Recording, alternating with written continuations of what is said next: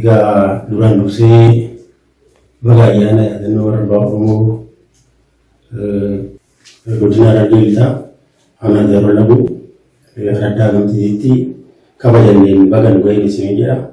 Ayyaanni yaadannoo warra Abbaa Oromoo maali? Ayyaana dhaloota darbanii akaakota keenyaa warra dhalee lafa kanatti nu dhiise.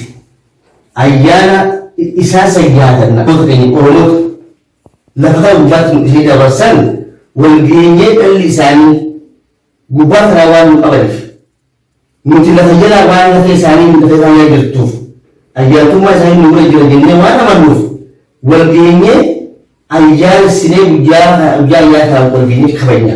Kun ayyaana yaadannoo warra Abbaa Oromoo jira. Egaa ayyaanni yaadannoo warra Abbaa Oromoo bara kana waggaa 23ffaadhaaf kabajamee bara 1990 eegalee guyyaan qabamee jiru namoota muraasa. Namoota lakkoofsa 5-6 hin caalle. Ayyaanni yaadannoo warra Abbaa Oromoo kun ayyaanni Oromoo duraan qabu ayyaanni kun ayyaana Oromoo saba ta'ee akka sabaatti of ijaaree jiraachuudhaan qabarraa ka'eeti jira. Ayyaana uummanni Oromoo odoo hin cabin dura odoo jala heera isaan jiigamuu dura yeroo heera gadaatiin nagaan jiraachaa ture isaan akkuma fakkeenyaaf hordoftoonni amantii biraa ayyaanota amantichaa qabanitti uummanni Oromoo illee ayyaanota kabajatu qabaa jechuudha. Maatiin Oromoo Booranaa fi Bareentu hortee irraa dhalatanii wal horanii lafa kanarra bal'atan yommuu ta'u, warri keenya dabran sun qaamaan nu bira jiraachuu baatanis warri ayyaantummaadhaan nu biratti maqaa bifataniiru. Nus dhaloota isaanii dhalanii afaan, aadaa, lafa irra jiraannuu fi diinagdee ittiin jiraannu dabalatee heera ittiin bulmaata saba tokkoof barbaachisu hundumaa nu dhaalchisan. Kabaja ayyaana isaanii taasisuu keenyaan immoo qaroomina marartee jaalala dhalootummaa uumaan qabdu akkasumas karaa qunnamtii hidda irraa magarreetiin ayyaantummaa warra dabranii yaadachuudhaan dhaloota eebbifamaa of ta'ee, wal jaalatee beekumsaan bobbaasee wal galchu warra duudhaa qareeyyii ciccimoo dhaalee ittiin jiraatee dhaloota boodaan dhufus dhaalchisu akka taanu nu dandeessisa. Sagantaa jireenya saba Oromoo keessatti warri keenya dabran sun ittiin bulmaataaf heera gadaa Oromoo, dhiiganaaf immoo aannan, dhadhaa, foonii fi damma qabaachuu turan. Kabajni ayyaana yaadannoo warra Abbaa Oromoo yommuu gaggeeffamus soorata isaan duudhaaf qabaniin yommuu ta'u, kormi qalamee dhiiga isaa bilachuudhaan foon kormaatis yommuu nyaatamu qabxiileen sadeen akka eebbaatti eeramuudhaani. Kormi qalamee kan waa sadi qabudha. Tokkoffaa kan warra dabreef gabaasa ta'u, lammaffaa kan warra jiruuf qananii fi badhaadha ta'u, sadaffaa kan warra walga'e sanaaf dhiyyana ta'u. Ayyaanni yaadannoo warra Abbaa Oromoo hamma sagantaan warra Abbaa Oromoo cabee gadaan buluun humna weeraraa fi sagantaa lagaatiin dhorkamee galmi isaanii hin diigamnetti geggeeffamaa ture. Erga addaan citees deebi'ee jalqabamuuf tattaaffiin taasifame kan galata maanguddoota raagaati. Bara 1990 akka lakkoofsa Itoophiyaatti baha Oromiyaa kutaa Harargee Lixaa aanaa Daaroo Lagoo Raddaa Gamtiitti ayyaanni yaadannoo warra Abbaa Oromoo namoota murtaa'aniin kormi qalamee yeroo duraatiif warra dabre haa ga'u jechuudhaan kabajama. Dubartatti deemee waggaa jalqabsan akkamiin jalqabe? Akkamiin duudhaa kanatti deemee waggaa jalqabsan duudhaa akkamiin dubartume? Dhugaatii akka lakkoofsa biyyaatti gosa 90 dhugaatee ayyaana kana manguddoon obbo Dagalee Addisaa Hamoo abbaa isaatirraa akaakuu isaatirraa dhaamsa qaban barnoota yaadannoo Abbaa Oromoo irratti qabaachaa turan. Barnoota akaakuurraa bareenirraa ka'ee bara dheeraa barnoonni kun haalli mijaa'uu fi dhabuurraa kan ka'e bara 1990 takka jee eegale jechuudha. Erga eegalee namoota muraasan eegalame achii dhufee waaqeffannaallee of ta'iisa sagantaa uummanni Oromoodhaa qabu. Achi keessatti amantii waaqeffannaatiin heera gadaatiin qajeelu nu barsiisaa turanitti yaadannoo baala isaanirraa barreeti nullee asii dhaloonni Oromoodhaa warri of ta'e warri sagantaa kana jala deemu jalqabaaf achitti harargeetti dhandee gaggeessaa turre ayyaanichaa turre. Amma baay'een kun bal'atee godina Oromiyaa guutuurraa ayyaaneffatamaa jira. Kanaaf guyyaa kunis fulbaana 19 muuxannoo baroota duratan waggaa uummata muraasan kabajatanii ilaalcha akkamii qabu achitti uummanni kun akka uummanni yeroo ammaa kana uummanni Oromoo uummata abbaa tokkoo kana namoonni baay'een yeroo waliin nyaannu waan haaduu tokko ani nyaattu ati nyaattu waliin jechuu faalan waan akkasii turan waaqeffannaan harka kana akkamitti ilaala bu'aan ayyaana Oromoo kana keessatti hambisee jira dhugaatii amma wayii yaadaddee dhuguma nuti ilmaan Booranaa Bareentoo isaan kun akkuma jalqaba dubbachuu yaadatti sagantaa alagaa jalatti sirna alagaa jalatti kufuudhaa kan ka'e jaagaa dheeraadhaaf uummanni kun akka wajjin hin nyaanne godhamanii yoo isaan kun wajjin nyaatan akka waaqni nama gaafatutti fudhatamee amantiin kun gara malee hubatamuu irraa kan ka'e dhaloonni keenya sa'a heera ofiitiin walitti qabu san wajjin nyaachuu dhiisuudhaan fuula walirraa gara galee yeroo dheeraadhaaf addaan citee ture jechuudha. Kuni maali? Egaa sagantaa alagaa kuusaatiin yoo atis isa wajjin nyaatte kaafira yoo islaama wajjin nyaatte hazaara jechuudha. Dhaloota kana akka inni wajjin hin nyaanne akka inni wajjin hin jiraanne hariiroo gaarii kan qabaanne gochuudhaa kan ka'e yeroo dheeraa tureef ergamuu amantaan kun yookaan eegaan yaadannoo baruun eegalame wanti akka mudannootti ani natti dhaga'amu keessaa yeroo jalqabaatiif horma dhaleessa baangadaa yookaan immoo bodalee bisaamoo dhaloota isinti nuti Oromoodhaan nuti dhalootni haaluun murtu kootatti ayyaana lafee hunduu lafee lafameeraa qabdanii warra dhaleessa yaadannaa Booranaa Bareentoo yaadannaa kootatti wajjiniin silaafuu walloon seeqalee hin nyaattanii isinimmaan muuqalaati wajjin nyaatu wanni kitaabni nama dhorgulleen jiru namni isin kitaaban beektanii anillee nama beekaa kitaabni bakka sanatti wajjin nyaatu dhalli tokko ilmaan abbaa tokko wajjin hin nyaanne jiru hin jiru nuti dhaloota tokko waddaa fuuntaan wajjin nyaanna kottaa jee didanii namni gariin horii ofumaa isaanii dhalanii horii isaanii irratti gatanii guyyaa sadii fooma dhumuu diman bineensa gagguura jechuudha. Amma achirraa ka'uudhaan yeroo jalqabaaf kana maaliif amantiin kuni amantii kaafiraati.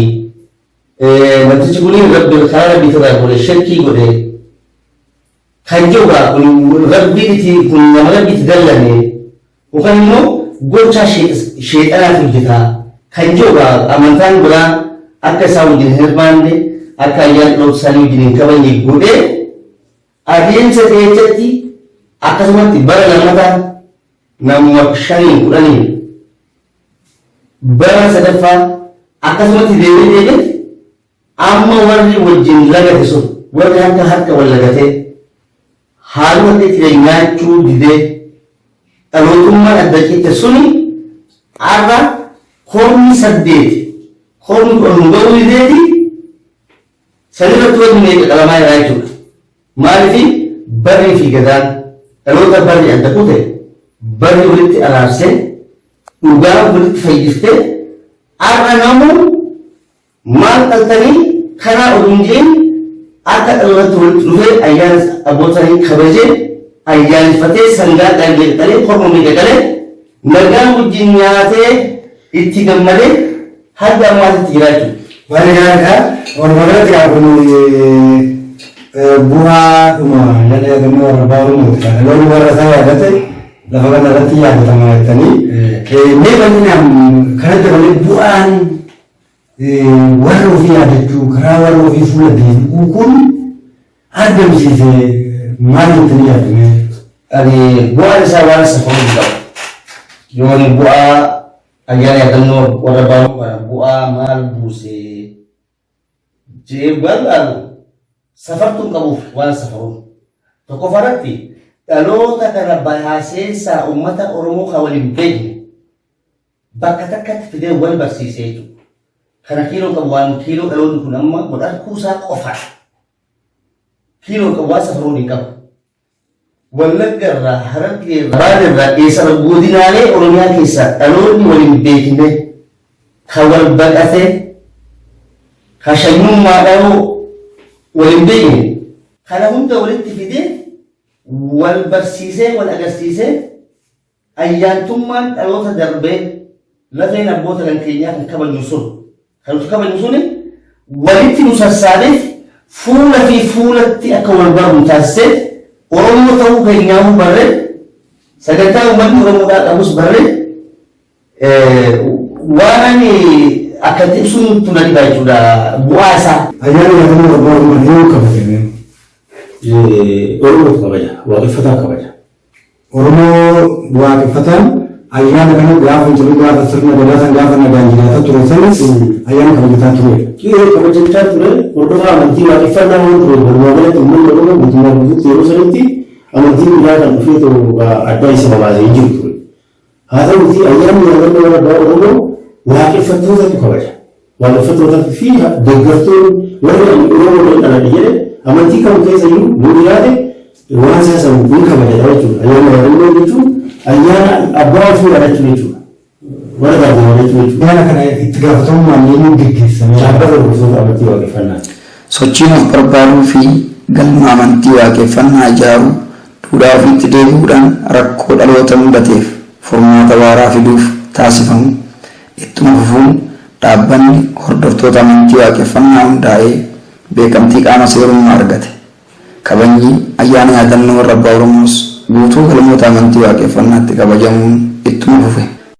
Baranas marsaa 23ffaaf aanaa Daaroo Labu galma amantii waaqeffannaa agamteetti kabajachuuf sochiin baratanii fi qophiin bareedaan tajaajila kabaja ayyaana yaadannoo warra Abbaa Oromoof jalbultii irraa eegalee taasifame. Qaama bulchiinsa mootummaa aanaa Daaroo Labu kan dhimmi isaa ilaallatuttis akkuma duraan baratametti xalayaa fi qaamaan koreen qindeessituu ayyaanichaa beeksisaniiru.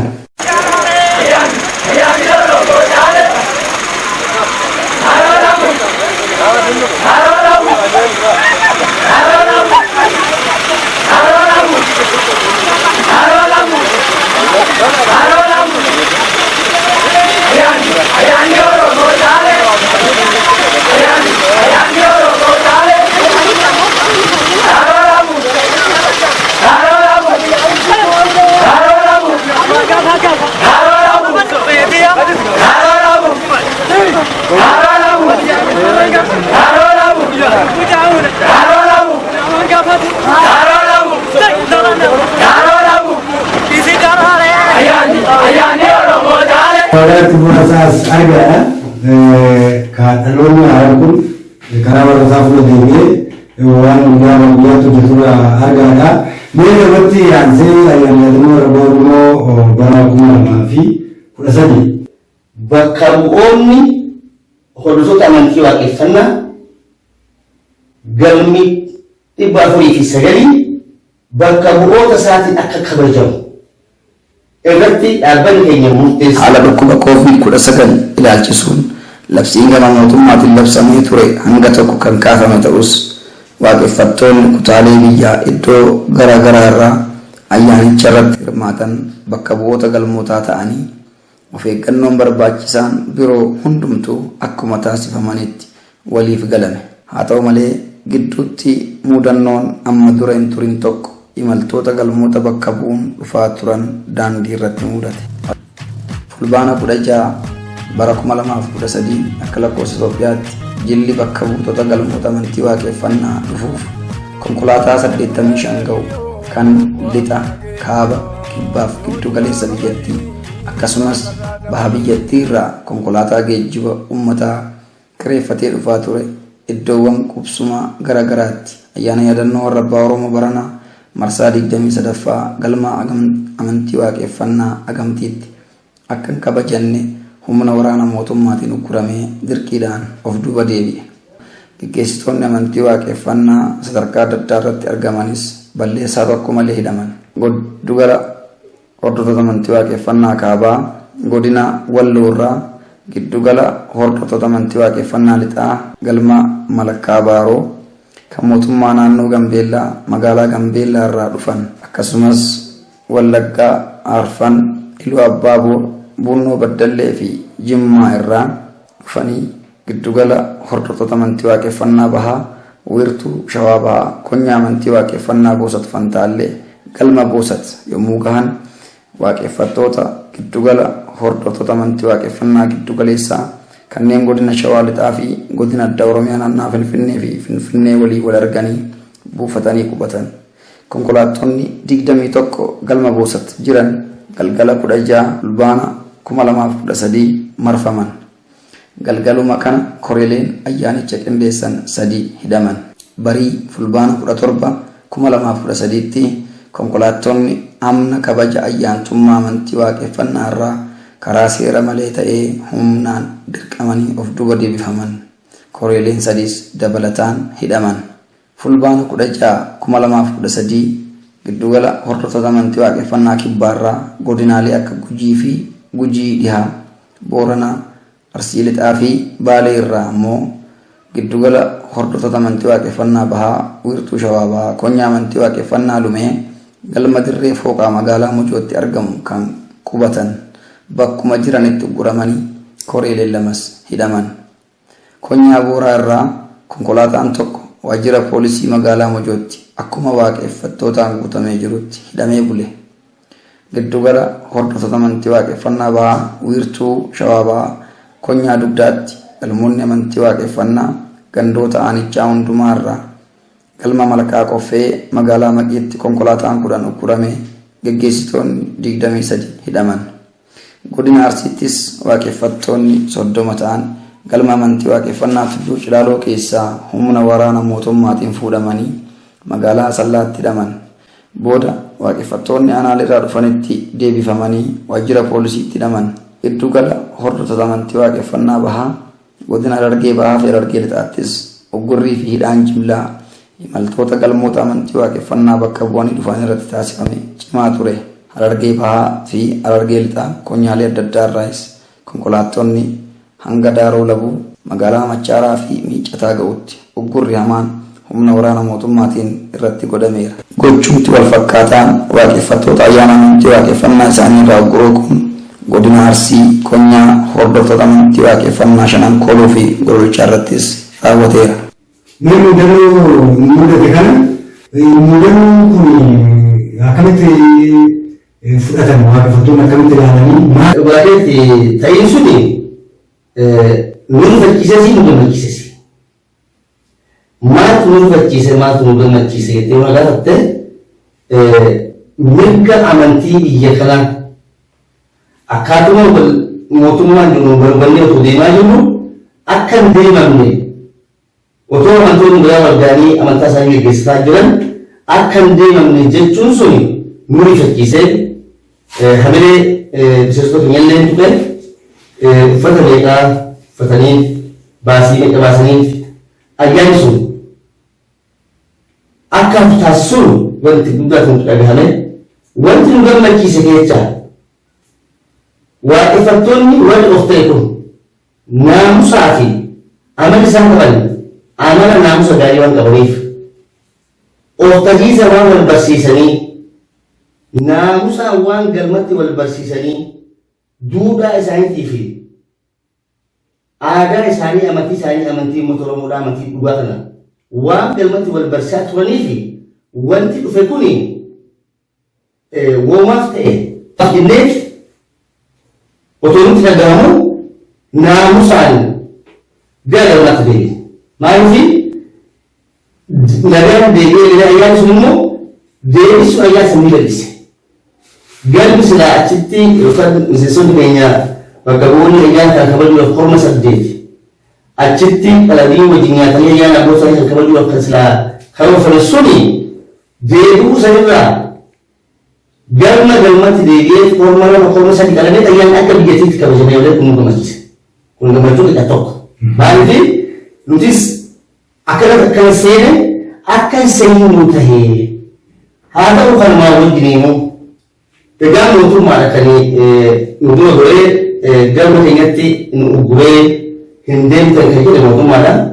Nutis immoo amantii kun heera seera naamusaan waan jiraachaa tureef waan mootummaan kun dhorgellee heerumiyyaati fi adeemsumaa wal gaafanne jenneef hawaasni kun wal dhorgee jeequmsa tokko malee jibbasa tokko malee deebi'ee galmatti galee nagaan galma galee ayyaana isaa guyyaa ayyaana isaa isa hunduu galma taa'ee kabajuu isaaniitiin gammachuu guddaa dhagahamee gambanni irraa gammadu kaa'e. Hubadhaa rakkooleen kun hundumtuu osoo bulchiinsi beeksifamee beekamtiin qaama seerummaa jaarmiyaa dhaabbata hordoftoota amantii waaqeffannaa jiru dhiibbaan kun addatti waaqeffattoota irratti raawwatame. Gufuun karaa seera maleetiin waaqeffattoota ayyaana yaadannoo warra abbaa Oromoo kan amantii duudhaa isaanii irraa ugguruu hammana ulfaatu hanga araddaalee aanaa daaroo labuu irraa gara galmaa gamtii geessu karaatti danqaru of duuba deebisuu fi tumuu hundi irratti raawwatamu iyyuu ayyaanni yaadannoo warra abbaa Oromoo marsaa 23ffaan waaqeffattootaa fi geggeessitoota dursanii galmaa gamtii jiraniin akkasumas kanneen miilaan imalanii karaa adda addaa dhufaniin kabajameera. Ayyaana yaadannoo abbaa Oromoo kan marsaa 23ffaan ayyaana haaraa jalqabuuti iddoo amantaa fi ayyaana amantaa keenyatti bakkeessuma ulfaa keenya bakka ayyaantummaan jiru bakka nuti amantaa irraa qabnu waan ta'eef haa ta'uuti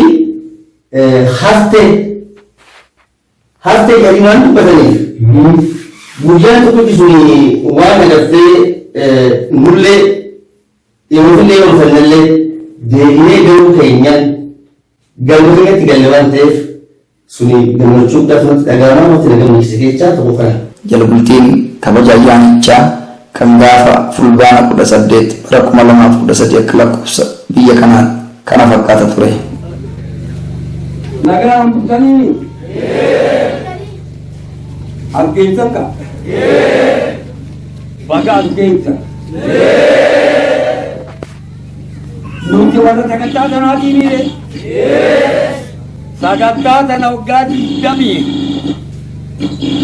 lama geggeessinee irra 23 hubattanii biyyuma mootummaan jirutti miire way biyya biraati biyya biraati miti biyyuma mootummaan jirutti waggaa 22 finnee waggaa 23 har'a wal geenyee biyyuma mootummaa jirutti miire baga warra sagantaa isaa geggeeffatee itti haasee geetaatan. Ayyaana yaadannoo warra abbaa Oromoo fulbaanni 19/2013 qophiilee idilee sagantaa ayyaanichaa akkanaatiin dhangi'amee kormaan yaadatamee oole.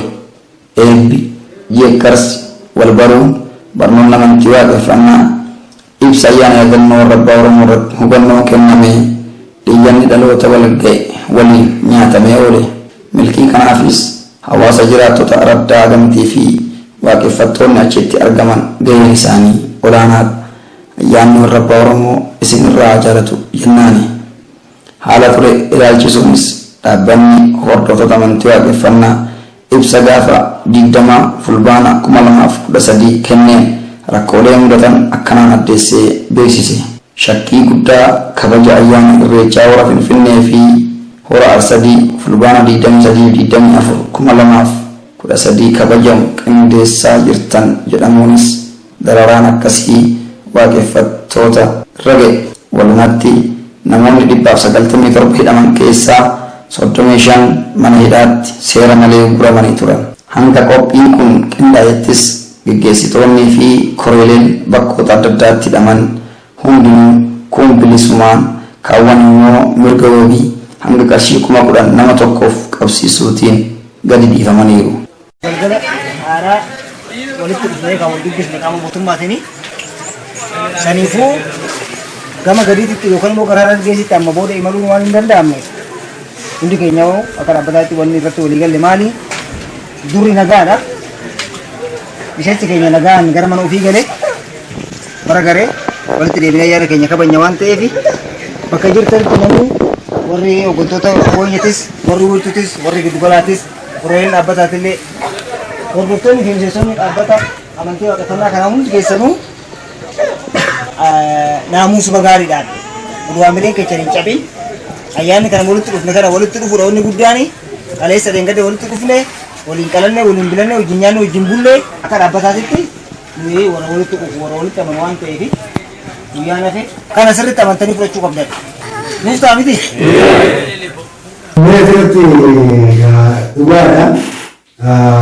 Akka waliigalaatti waaqeffattoonni of duuba deebi'an sun galma isaaniitti galanii yaadannoo asii irratti jechuudhaan bakkuma jirutti walitti jechuudhaan ayyaana yaadannoo roobaa Oromoo uummata 29ffaa kan kabajanii. Namni tokko waan nama murtu tokkoof duratti waan lafa kaayatan waan qabaniif hafa jedhanii waan beekaniif of ta'anii waan jiraniif kanaaf natti hin dhagahamne waan baay'eetu si mudata waan dhufe saniif rifachuu hin barbaachisu. Akka waliigalaatti waaqeffattoota ayyaana kanarraa gurguramanis ta'ee kananis ta'ee waaqeffattoota galmee jiraniis ta'ee walumaa galatti maal dhaamtuufi? Wanni dhaabuufi masakko asirratti rifeensa mammaa kitanii waan dhaamsi dhiyeeddeeyyaa namatu halkan deemee halkan waraabdee dhaabataabde. Akki asii se'ee jedhee akki ati taatee akka ati nan gootee jedheeti ganama loorraa bari dubbate. Akki asii se'e leencaa jedhee akki ati taate immoo gufuudha. Akki ati na goote dhaabbataan na bulchite jedhee ammoo ani kun wanni asirraa bare muuxannoo asirraa argadhe deemuma harkayita lammata ittiin deemne jedhaniiti mammaasii gosa keenya jira. Haa ta'uti akka waliigalaatti nuti kaayyoo hundarraa waan duubatti hin deebisu tokko hin jiru.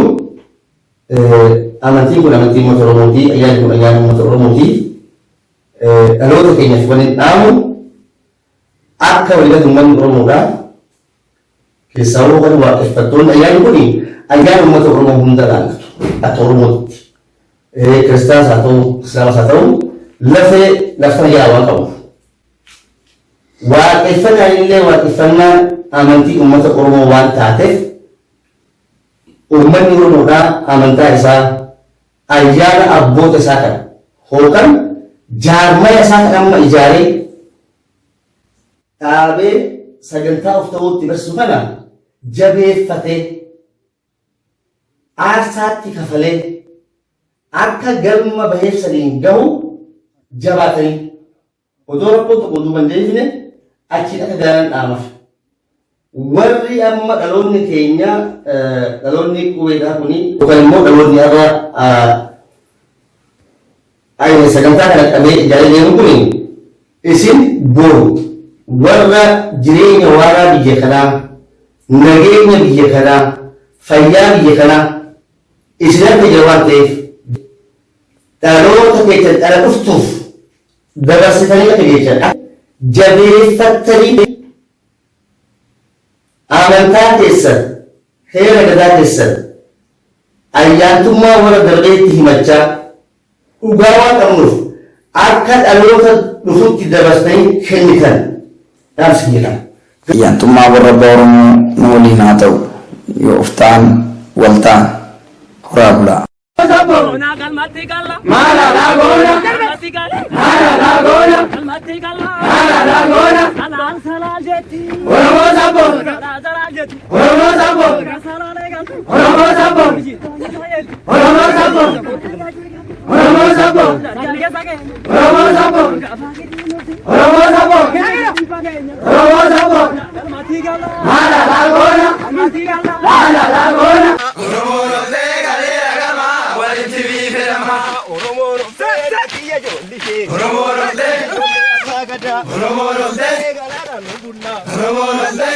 Ofteenu ganda. Oromoon oftee. Ofta'uun haa jirtu. Oromoon oftee. Ofta'uun yoo jirtu. Oromoon oftee. Maal goona kaa ganda. Oromoon oftee. Ati gandan deemnu. Oromoon oftee. Galla galla malee. Oromoon oftee. Oftaanee wal taane. Oromoon oftee. Keenya irratti. Oromoon oftee. Abbaa biyyaa taane. Oromoon oftee. Galeera galmaa walitti biifee dammaa. Oromoon oftee. Galeera galmaa walitti biifee dammaa.